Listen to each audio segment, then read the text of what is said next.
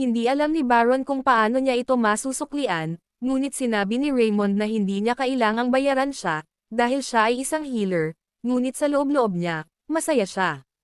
Pahayag ni Raymond, sapat na ang pagpapagamot ng mga pasyente ng mag-isa para maging masaya siya, na ikinatuwa naman ni Baron. Nag-alala si Baron nang sabihin sa kanya ni Raymond ang problemang kinakaharap niya sa mga araw na ito, ngunit pagkatapos ay tumigil at ayaw niyang mag-alala si Baron Smith at nagtaka, kung ano ang nangyari sa kanya, at tinanong kung ito ay isang bagay na magagawa niya, tumulong sa. Nagpasya si Raymond na maging tapat kay Baron Smith at iniabot sa kanya ang notification na natanggap niya mula sa Healing Power. Alam ni Raymond na ang taong ito ay walang gaanong kapangyarihan at pera, ngunit mayroon siyang kapangyarihang wala sa iba, iyon ay ang paggalang kay Baron Smith at galit na galit sa mga taong may kapangyarihang pagpapagaling na nagmamalasakit lamang sa pera, ngunit naglakas loob silang magpadala ng ganoon, isang dokumento sa Baronet Pennant ng walang kahihiyan at si Raymond ay masaya dahil inaakala niyang malulutas na ang kanyang problema. Pagkaraan ng ilang oras, ang artikulo ay naipublish sa iba't ibang mga lugar ni Baron Smith at lahat ay nabigla nang malaman na sa pagkakataong ito ay may impormasyon tungkol sa agham ng medisina. Inakala ng lalaki na ito ay pseudo-witchcraft, dahil isa sa kanyang mga kaibigan na healer ang nagsabi na ito ay isang pseudo-craft. Gayunpaman, ang artikulong inilathala ni Baron ay tungkol sa kung ang agham ng medisina ay talagang pangkukulam, ngunit naisip niya na maaaring ito ang bagong pagpapala upang harapin ang mga takong. Ang scholarly journal na may pinakamataas na prestihiyo sa Houston Kingdom ay naglathala ng artikulong ito, at ang may akda ng papel ay lubos na iginagalang, Professor Smith sa samantala sa Healing Towers, lahat ay galit na basahin ang artikulo na inaakala nilang ito ay walang katotohanan, at ang healer gustong palabasin agad na pahayag ni Conter. Ipinaliwanag ng kanyang kasamahan na nagawa na nila ito, ngunit lalo lamang itong nagpatingkad kay Professor Smith, sa kanyang palagay. Ang mga kakayahan ni Professor Smith sa pagsulat ay higit na nakahihigit sa kanila dahil sila ay mga healers na walang talento sa pagsusulat. Samantala, sa Noble Salon, sinabi ng isa sa mga babae na ang hindi pamilyar na mga bagay ay nakasalalay sa pamumuna, ngunit kapag lumipas ang panahon, ang mga hindi pamilyar na bagay na iyon ay kadalasang nagbabago sa mundo. Gayunpaman, inisip ng ilang ibang babae na ang pagpapagaling ay mas mahusay kaysa sa medical techniques dahil natatakot pa rin sila sa medical techniques. Sa kabaligtaran, sa Imperial Castle, galit na tinanong ni Saddle ang kanyang tiyuhin kung paano ito nangyari, dahil iba ito sa kanilang napag-usapan. Tiniyak ni Count Garrison na huwag mag-alala, dahil nagsasagawa na sila ng mga countermeasures. Nagtaka si Prince Sedal kung ano ang countermeasures na sinasabi ng kanyang tiyuhin. Ipinaliwanag ni Count na kung hindi sila makahanap ng isang kapintasan, pagkatapos ay maaari silang gumawa ng ilang araw mamaya. Kinakalkula ni Raymond ang kanilang kita at napagtanto na ang balanse sa linggong ito ay sa wakas ay surplus, bagaman ito ay 200 pina, ang kanyang klinik sa wakas ay kumita.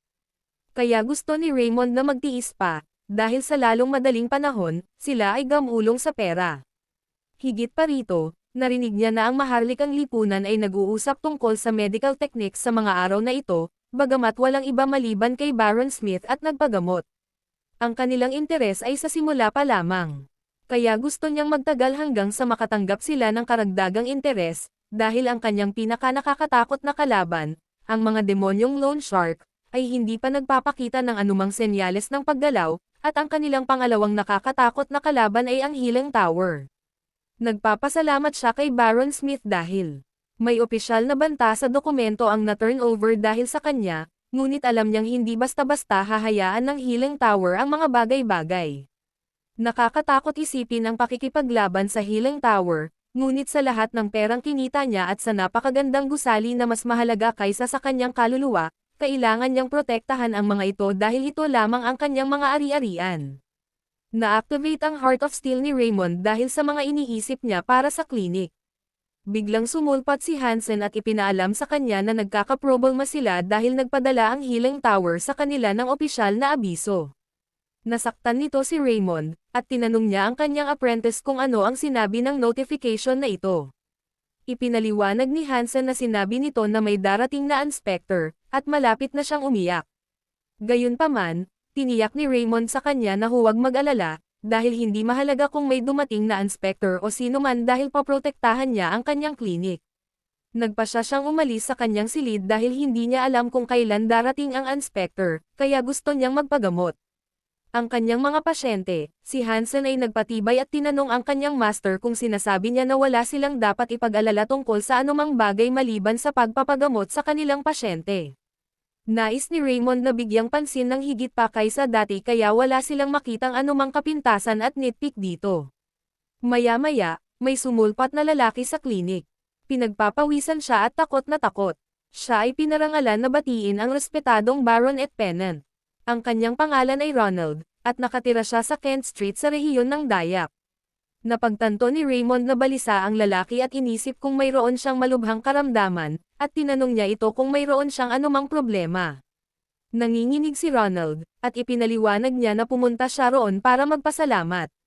Sa narinig niyang pagtrato ni Raymond sa kanyang kamag-anak na si Mary kanina lang ay hindi nila ito mabayaran ng maayos dahil mahirap ang mga pangyayari, kaya pumunta siya roon para gantihan ang kabutihang iyon. Medyo natarante si Raymond, at ayaw niyang matanggap ang perang iyon. Gayunpaman, sa pilitang iniabot ni Ronald sa kanya ang bag ng pera, sinabing wala lang iyon kumpara sa kabaitan na ipinakita ni Baronet Pennant at siya ay nagmamadaling umalis. Laking gulat ni Raymond, dahil hindi niya kilala ang isang pasyenteng nagngangalang Mary. Maya-maya, binuksan niya ang bag at nakita niyang kakaiba ang binayaran siya ng hindi kilalang tao na iyon ng 300 mani, ngunit sa palagay niya ay okay lang sa kanya na gamitin ang perang ito, dahil ang lalaking iyon ang nagbigay sa kanya ng mag-isa. Ang isang biglaang paghahanap ay lumitaw tungkol sa pagtanggap ng libreng pera, kaya siya ay inutusan na gamitin ang pera ng matalino, at ang gantimpala nito ay isang bonus level up at 20 puntos ng kasanayan. Samantala, sa tirahan ni Garrison, tinanong niya si Ronald kung inihatid niya ang pera, at pinatunayan ni Ronald na nagkasala si Ronald, at humingi ng paumanhin sa Baronet para sa paggawa ng gayong karumal-dumal na gawain. Naalala niya kung paano siya binyantaan ni Count Garrison na hindi niya ito pababayaan ng hindi nasaktan kung tatanggihan niya ang kanyang alok. At gusto niyang isipin ang tungkol sa kanyang pamilya, pinaalalahanan siya ni Count Garrison na huwag kalimutan ang tungkol sa pagpunta sa Healing Tower sa madaling araw at pagpapatotoo nito, at pinatunayan ni Ronald mamaya sa Healing Tower, nagpatotoo si Ronald na humingi sa kanya si Baronet Pennant ng hindi patas na halaga ng pera. Nagalit ito sa iba pang mga healers, at tinanong siya ng isa sa kanila kung nagsasabi ba siya ng totoo, at nakita niyang kasuklam-suklam ito. Galit din ang lahat ng iba pang healers, dahil ayaw nilang mangyari ito. Tuso nang umiti si Garrison at pinagsasamantalahan ang sitwasyon, iminungkahi niya na pumunta agad sila sa Pennant Clinic, hindi nagtagal ay nakarating na sila sa Pennant Clinic, at namangha si Garrison nang makita ang clinic at excited na i-frame si Baronet Pennant. Gayunpaman, bigla siyang nagulat. Nagmamadaling tinungo ni Ronald ang entrance ng clinic, at ang isa pang healer ay naiinis din sa kanyang inasal at iniisip kung ano ang nangyari. Nakarating siya sa clinic gate at laking gulat niya nang makita ang abiso dito, dahil sinabi nito na dahil sa isang espesyal na kaganapan, pansamantala silang sarado. Kaya sa kaso ng mga pasyenteng pang-emergency, sila ay hiniling o pumunta sa Kent Street sa rehiyon ng Lyme. Ang ibang mga healers ay nagtaka kung sila ay nagpasya na tumakas, alam na ang Healing Tower ay darating doon. Ngunit hindi nagpahuli si Count Garrison at nagmungkahi na puntahan nila ang Kent Street, dahil hindi naman ito kalayuan doon.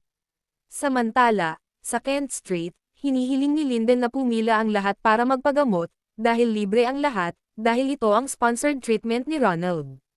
Nagulat si Garrison at Ronald nang makita ito, at narinig ni Garrison si Raymond na sinabihan ang pasyente na umuwi at magpahinga.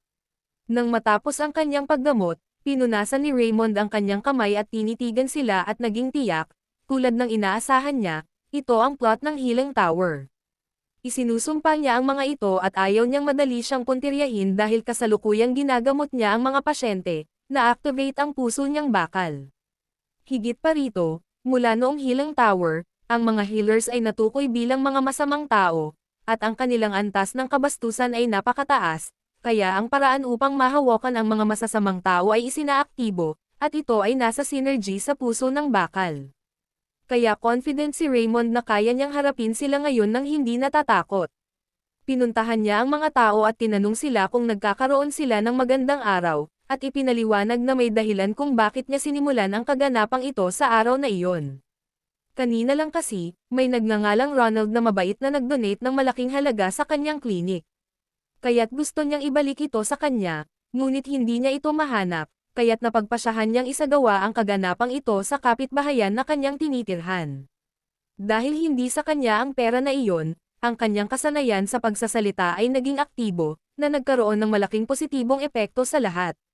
Nagalit si Count Garrison nang marinig ito, at inusisa kung ano ang kanyang sinasabi, at tinanong si Ronald kung hindi niya sinabi iyon. Pinilit siyang bayaran ni Baronet Pennant. Inilagay niya ang kanyang kamay sa balikat at ins ni Ronald upang magsalita ng malinaw, ngunit si Ronald ay nanginginig sa takot at ganap na hindi makapagsalita ng kahit ano. Gusto ni Ronald na maging tapat, ngunit hindi niya magawa, at humingi ng paumanhin kay Baronet Pennant. At pagkatapos ay isang batang babae na nakatira sa kanyang kapitbahayan na tumatakbo ng masayang, binati niya si Barnett at binati rin siya ni Raymond at tinanong siya kung okay ang ginagamot na lugar. Nagulat si Ronald nang makilala niya ang boses nito at tumingin sa harapan saka siya nakilala.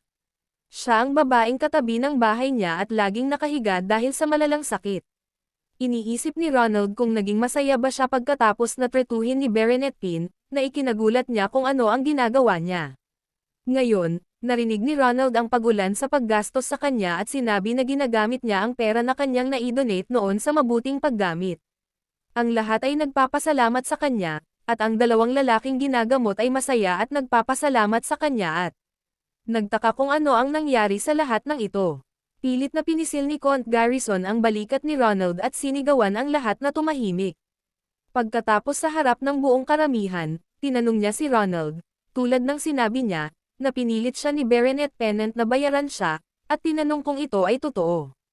Tahimik lang si Ronald at hindi umimik habang nagkukumpulan ang lahat ng mga pasyente, gulat na gulat sila, at hindi sila makapaniwala na pinilit siya ng kanilang healer na bayaran si Ronald, at alam nilang may kakaiba. Hindi ito kinumpirma ni Ronald, kaya itinulak siya ni Garrison at nilapitan si Raymond at sinabing kumpirmado na talaga ito. Kaya inihayag niya kay Baronet Pennant na kasunod ng credo ng Healing Tower, paparusahan niya ito. Biglang nagsalita ang ibang tao at gusto nang tapusin ang kalokohang ito, dahil sapat na ito, at may tiwala sila na hinding-hindi gagawa ng ganoon ang kanilang prinsipe. Natitiyak ng ibang mga lalaki na isa ito sa mga pagkana ni Ronald. Kaya't gusto nilang sabihin niya ang katotohanan, at ayaw nilang paniwalaan ito hanggat hindi nila nakikita ang anumang patunay. Natouch si Raymond sa suporta nila at kung paano nila siya ipinagtanggol sa harap ng mga Healing Tower na iyon. Ang lahat ng ito ay dahil sa epektong dulot ng pag-activate ng kanyang titulo, ang minamahal ng mga karaniwang tao.